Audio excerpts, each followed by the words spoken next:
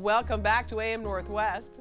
He's back with another amazing collection of rarities, and today we're checking out his finds from Asia.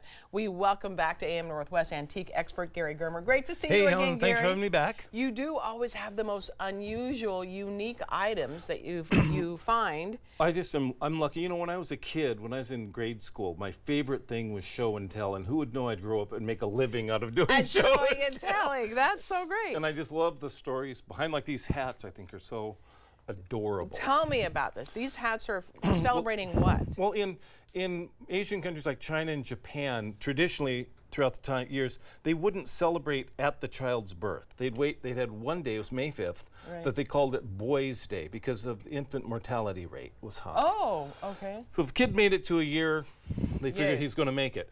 And so they called it Boys' Day up until the mid-20th century. Then now it's called Children's Day. And it's kind of, it's loosened up the celebration because the infant mortality rates dropped so much. Right.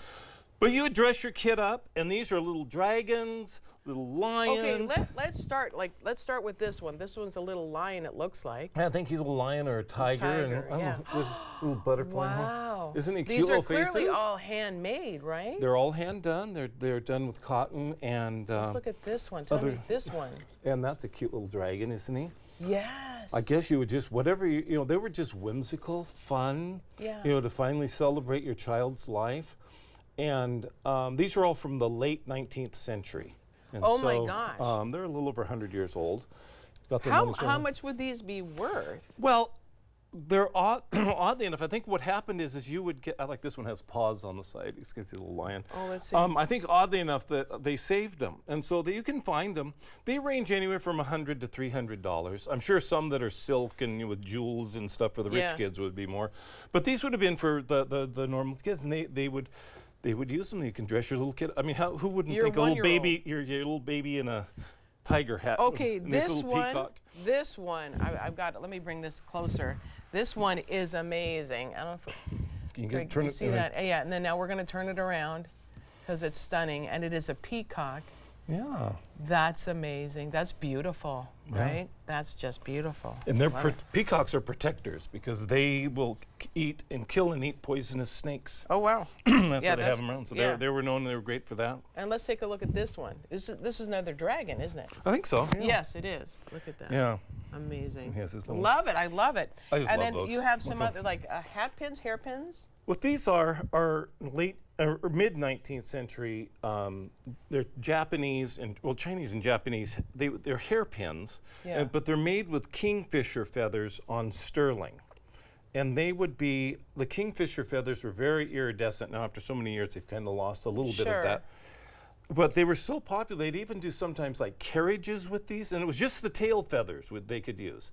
Oh. So they nearly ran the kingfishers into extinction. So by the 1930s, it was stopped. Okay. But they couldn't be using them anymore, and they've rebounded back. The kingfisher birds have rebounded back. But you know, the elaborate hairstyle where they'd have the little pins. This is what this was for. So it's rare to find them that are actual kingfisher feathers. What they do to get that same iridescence now is these butterflies, and they're much more plentiful than the birds. Sure. And they have the wonderful. There's a lot of varieties have just wonderful iridescence, and it's more than you can get with like the enamel work, like the cloisonné enamel work the Chinese would do. That's what I was the thinking iridescent of nature is much brighter than that. So. These are just a few pieces that I had, and you don't usually see hardly any. Do you know of them. anything about the person who collected these? This lady had them in her home, and She must have traveled quite a bit. yeah, and she had. I have a lot more of them. She had this whole long buffet in her dining room. Wow. And there were different levels, and it was just the most charming thing. And then this wonderful painted screen behind it of children playing. Wow. So, and I think she'd been a teacher at one time. Too. Tell me about this beautiful kimono. This is called. I'm going to get this out because I'm going to mispronounce it. Ichikaki robe. What this is for, only one person could wear it, and that was the bride at a wedding. And this would go over her kimono. Okay. It was worn kind of like a jacket in a way. Yeah. But it was just this crown that you'd wear, and it would flow open. The base of it here, is heavily padded like a pillow. Oh yeah. So it drapes really well. So it'll drape, and then as you walk, it works like a cloud around you. You know. And then you can demonstrate. You can show the work, and I want to show you the. This embroidery work is beyond incredible. This embroidery work on this piece. Now that I'm the one person on TV that'll ruin this. There we go.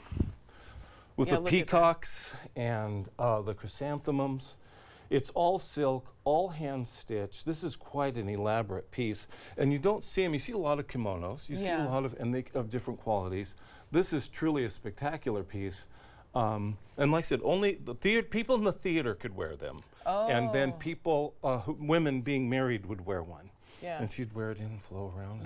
Look at that. That's incredible. And you just don't ever see them. And there are just slight touches of pink in there. Just really slight touches of pink. Yeah, a little bit of silver thread as well. Yeah. And, that's gorgeous. They do them in white. Usually it's white at the wedding. Sometimes they'll be, if not, they'll be red. Sometimes they're a brocade, you know, where it's a woven design into it.